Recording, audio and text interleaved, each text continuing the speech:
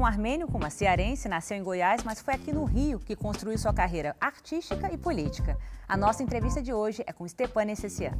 Stepan, muito obrigada por nos receber aqui na sua segunda casa, podemos dizer assim, né? Casa dos artistas, né?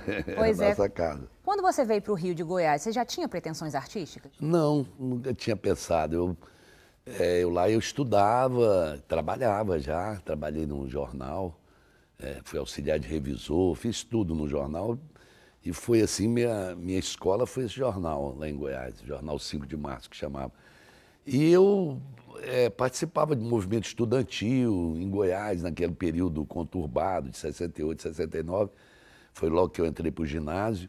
E por uma série de circunstâncias, teve um momento em que eu precisei sair de lá para vir aconselhado a ficar um tempo fora lá de Goiânia, porque, por incrível que pareça, a repressão lá era tão violenta, e vários amigos secundaristas presos, torturados, mortos, né? E aí falou, olha, vai passar uma temporada no Rio de Janeiro. Aqui já morava uma irmã, que estava aqui, duas irmãs minhas mais velhas, que conheciam o pessoal. E eu vim aqui por acaso, para ficar. E aí o Xavier de Oliveira estava fazendo teste para o Marcelo Zona Sul. Mas eu não fui fazer o teste, um primo dele me chamou, vamos lá para ver como é que é. Aí eu fui lá no teatro. Quando terminou o teste, todo mundo, aí o pessoal, faz aí. Eu falei, vou fazer, faz, Goiânia, de brincadeira. Eu acabei que fiz e acabei sendo escolhido. Então foi o destino mesmo que me fez aí. E aí na estreia do filme, o Reginaldo Faria estava lá e já me chamou para fazer outro filme. Aí eu fiz outro, e a televisão chamou e, como eu digo, vem enganando todo mundo até hoje. Mas na televisão você também começou com o pé direito, né? Logo contracenando com o Grande Otelo. Como é que foi essa experiência? Foi uma novela marcante, essa Bandeira 2, do Dias Gomes, falando sobre... E eu era o jovem lá que fazia o Romeu e Julieta com a Elisângela e tal. E na novela eu fiz com 17, eu sabia que eu não tinha feito muito bem. Eu tinha problema de voz, que o microfone naquela época você tinha que projetar quase como se você estivesse falando em teatro. Né? E os atores naquela época também se comprometiam a falar e as pessoas entenderam. Nós não estava nessa fase agora que o som, a captação de áudio é maravilhosa, e quanto melhor a captação de áudio, menos os atores estão falando, porque agora todo mundo acha que interpretar você fica... Parece, pô, tem que botar legenda. Você falou que o Brasil mata em vida, né, os seus atores. Você está falando dos idosos e a falta de oportunidade na TV e no cinema? Eu tenho a impressão assim que, de repente, por alguma razão, alguém fica esquecido uma temporada, e aí é como se aquela pessoa não trabalhasse mais, tivesse desistido. E é pelas mínimas coisas. Eu me lembro de uma ocasião que alguém foi chamar uma atriz, um ator, foi chamado para fazer um trabalho e estava com pneumonia. Não, eu estou com pneumonia. Uma pneumonia que foi tratada em uma semana, 10 dias, não sei o quê. Uns 4 meses depois, eu estava na reunião e alguém falou, e a fulana? Ele falou, está com pneumonia. Eu falei, pô, então já morreu, cara, para pneumonia. Mas é um negócio que vai espalhando, entendeu? É um ator que um dia está mal e que erra 10 vezes o texto, não sei o quê, aí o assistente de produção, de direção que está ali, não sei o quê, numa outra reunião, fala e fulano, se fosse você não chamava não decora mais de jeito nenhum. Então são maledicências e coisas que vão espalhando. Às vezes você para de chamar as pessoas e as pessoas estão aí prontas para trabalhar, estão com vontade de trabalhar, estão com saúde para trabalhar e não conseguem mais e vão ficando afastados. Isso é prática. Eu, por exemplo, quando eu encontro, eu converso e tal, eu estou falando da juventude com quem eu estou trabalhando o tempo todo, gente nova e tal, e eu começo a contar a história e começo a perguntar, sabe quem foi o Dona Elza Gomes, o Rodolfo Arena? Sabe quem foi Henriqueta Breba? Sabe quem foi? Pessoas que nos deixaram há 10, 15 anos e que eram pessoas atuantes em televisão. E a ideia do Retiro é um pouco essa, assim, manter viva a memória dessas pessoas, a história delas? Mas poderá ser ainda muito mais, né? A história do Retiro é uma história muito bonita, é uma instituição quase centenária e que veio lá de trás, que muita gente, muito pouca gente sabe que um dos motivos que o Retiro dos Artistas foi fundado é porque até o governo Vargas, em 1930. Os artistas brasileiros, as companhias teatrais brasileiras, elas não podiam se apresentar nos grandes teatros. Teatro Municipal, João Caetano, Carlos Gomes, esses teatros eram reservados para as companhias estrangeiras, porque as companhias brasileiras eram consideradas de segunda categoria. Tanto que o caminho que o teatro encontrou foi se apresentar no circo. O circo era dividido. A primeira parte era para apresentar uma peça e a segunda parte era para o espetáculo circense. E acontecia um fenômeno que as companhias estrangeiras, italianas, portuguesas, espanholas, elas viajavam pelo norte, desciam Amazonas, Belém, que tinha um grande teatro, e terminavam a temporada no Rio de Janeiro. Aqui eles encerravam a temporada. E era muito comum que o produtor, quando encerrava a temporada, pegava o elenco principal, a diva, mais 4, 5 pessoas, iam embora e abandonava aqui o resto da companhia. Então você via muitos espanhóis, portugueses, italianos, estavam abandonados na Praça Tiradentes. Ah, a companhia foi embora. Para não pagar a passagem de volta dos caras iam embora, abandonavam. E aí, a partir disso, desse fenômeno, um grupo de artistas aqui falou, olha, nós precisamos criar um lugar que possa ajudar e abrigar. Tanto que se você pegar historicamente, a maioria dos primeiros moradores do Retiro eram espanhóis, portugueses. A ideia era criar uma instituição que as pessoas colaborassem e que um dia pudesse, que no caso, vir morar aqui, mas principalmente que os que pagassem pudessem sustentar aqueles que tinham necessidade, ou que ficassem sozinhos, ou doentes, ou sem família. E essa era a ideia, a solidariedade, que eu acho linda, e é uma das coisas que eu argumento muito, que eu falo com os colegas, eu falo, olha, não é possível que há 90 anos atrás, nas condições mais difíceis, um grupo de artistas se juntou e conseguiu construir isso aqui, com todas as dificuldades, e não é possível que 100 anos depois a gente não consiga sequer manter. Então, é algo que eu lanço, que eu falo, mas que eu não fico insistindo. Eu acho que cada dia tem mais alguém que tem uma consciência e vem, percebe a importância dessa instituição. Agora, Stepan, você sempre conjugou a sua vida artística com a vida política, que começou até antes da artística, né? Começou bem cedo. Como é para você se dividir nessas duas funções? Eu sempre via, como eu estava dizendo, eu não conseguia me ver fora de um contexto, na vida, de um contexto político. Agora, a gente tem que perguntar assim, qual era a essência da política para mim, desde o movimento estudantil, etc. O que todos nós sonhávamos? O que levava uma pessoa a falar assim, eu gosto de política? Era algo que estava muito próximo do sonho, da transformação.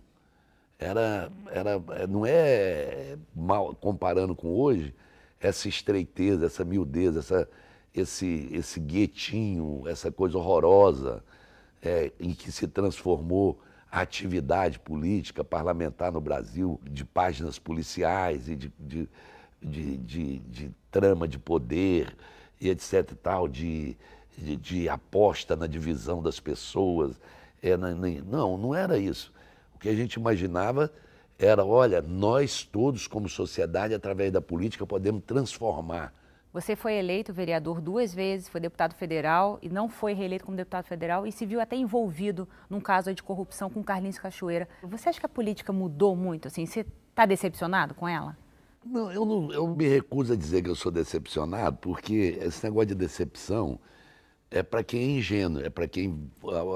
Eu fui a uma festa de debutante, cheguei lá, era outra. Eu sabia das mazelas que tem na política. Eu fui muito feliz como vereador aqui, cumpri 6 anos, que foi 4 anos do primeiro mandato, 2 anos do segundo, e aí me candidatei e fui eleito deputado federal. Fiquei feliz aqui com o meu trabalho, eu me sentia atuante, eu achava que eu estava cumprindo de alguma maneira, com todas as dificuldades, etc e tal, mas conseguia conviver bem, trabalhar direito e tal. Aí fui ser deputado federal. Eu, como deputado federal, eu não tive a mesma felicidade que eu tive como vereador. Até porque você leva um tempo quando você chega na Câmara, como se você saísse de uma escola pequena, são 51 vereadores, e ir para um lugar que tem 500 e pouco. eu fiquei demorando um pouco a pegar isso e comecei a me identificar mais com as comissões. Fui para a Comissão de Educação, que era junto com a Comissão de Cultura. Eu fiz o meu primeiro projeto, foi criar a Comissão Permanente de Cultura, que aconteceu 2 anos depois, não no meu nome, mas em nome da presidência da casa, mas o projeto era o meu, e está lá. E apresentei o máximo de projetos, a tramitação é difícil, etc. e tal. No meio dessa história, quando eu estava começando a me situar, eu sempre fui muito amigo, eu sou de Goiás, eu tive vários amigos, e entre os meus amigos eu tinha conhecido, meu era o Carlinhos Cachoeira, cuja família tinha Jogo do Bicho em Goiás, antiga, e depois ele foi para outros ramos de construção, e etc, etc tal. Mas com quem eu mantive minha amizade. Não só com ele, mas com todos os bicheiros do Rio de Janeiro, esses mesmos bicheiros que no carnaval várias pessoas da sociedade, governadores, etc., abraçam, fazem questão de cumprimentar e que depois esquecem. Mas eu tenho algo comigo que eu jamais vou mudar. Eu não troquei minha vida por me dar bem em profissão, porque eu nunca vivi de imagem. E eu nunca mudei minha agenda de amigos. Amigo meu que é vagabundo é meu amigo até hoje, amigo que é bicheiro é amigo até hoje. Quando vai preso eu vou na cadeia e visito. Agora eu desafiei ou desafio qualquer pessoa que saiba que alguém saiba de uma conversa, qualquer coisa relacionada à vida pública para atender o interesse de qualquer tipo de pessoa, inclusive qualquer tipo de empresa, de empresária, etc. e tal. Mas eu não vou mudar os meus relacionamentos. Eu estava precisando de uma grana só para mostrar que eu tinha um dinheiro para fazer um negócio. E quem vai me emprestar rápido? Carlinhos, me empresta uma grana, eu te pago a semana. Só que quando ele foi me emprestar o dinheiro, eu não precisava mais. Mas aí ele tinha feito o depósito.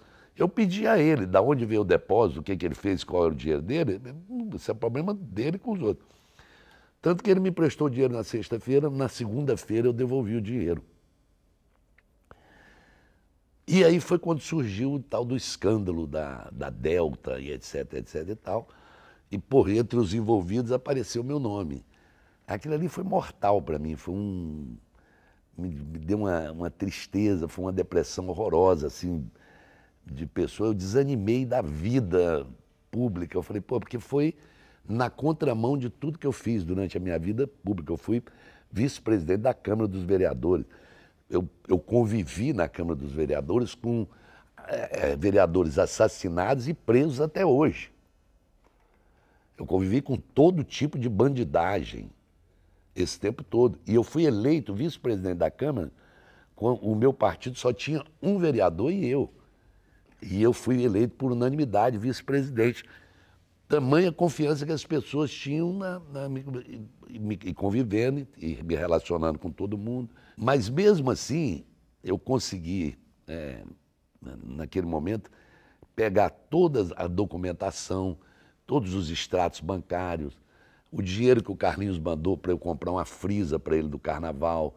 Eu fui na Liesa, peguei os comprovantes, peguei aquela documentação toda, que era o que eu tinha que fazer, e entreguei, meu advogado entregou na Procuradoria-Geral da República, e mesmo no intervalo do julgamento do mensalão, isso eu dei sorte, sou feliz por causa disso, porque tem processo que está rolando até hoje, o Procurador-Geral da República, de posse daqueles documentos todos, ele analisou e pediu arquivamento imediato e pediu ao Supremo, e o Lewandowski, no intervalo de uma sessão de julgamento do mensalão, pegou e falou, não, isso é um absurdo, e tirou e saiu. Mas aquilo sai o processo, mas a marca, a dor,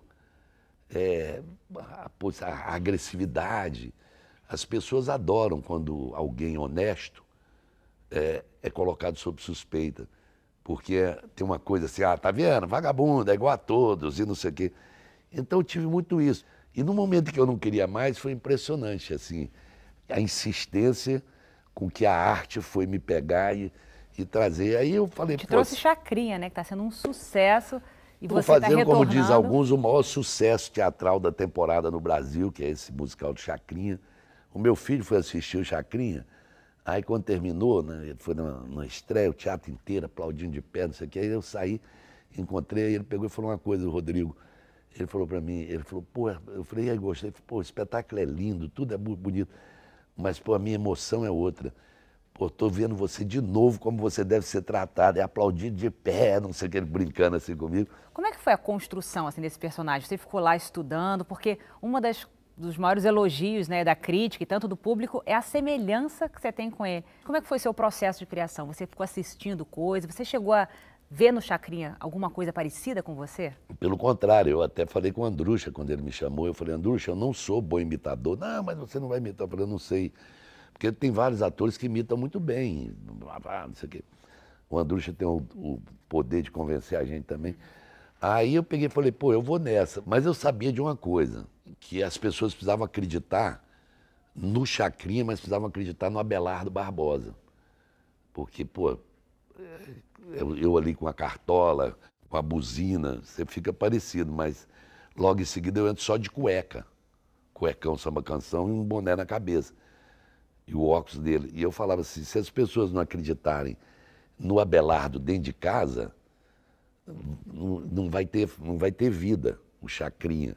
E é isso que, graças a Deus, a crítica, o público principalmente, e a família do Chacrinha toda, que foi muito generosa, no sentido de que não só se emocionaram muito, como todos eles, da viúva, Dona Florinda, aos filhos, todos eles foram muito carinhosos e me deram uma demonstração assim, de emoção violentíssima para mim, porque eles se derreteram de chorar.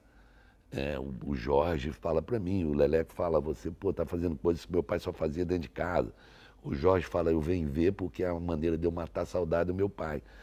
E todos os artistas que trabalharam com Chacrinha, que foram ao espetáculo, todos se emocionam muito quando sobe no palco e encontra o Chacrinha que eu estou interpretando.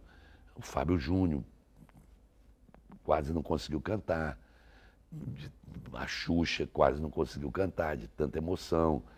O Gé Adriane, a Vanderleia, o Ney Matogrosso, o Zeca Pagodinho. Todos os artistas que subiram no palco até hoje, a Elke Maravilha, a Rita Cadillac, pessoas que conviveram muito com o Chacrinha, têm essa sensação de que estão revivendo uma coisa. E o público também tem essa sensação de que está revivendo. Então, bom, Stepan, muito obrigada pela sua entrevista. Foi um que prazer. agradeço.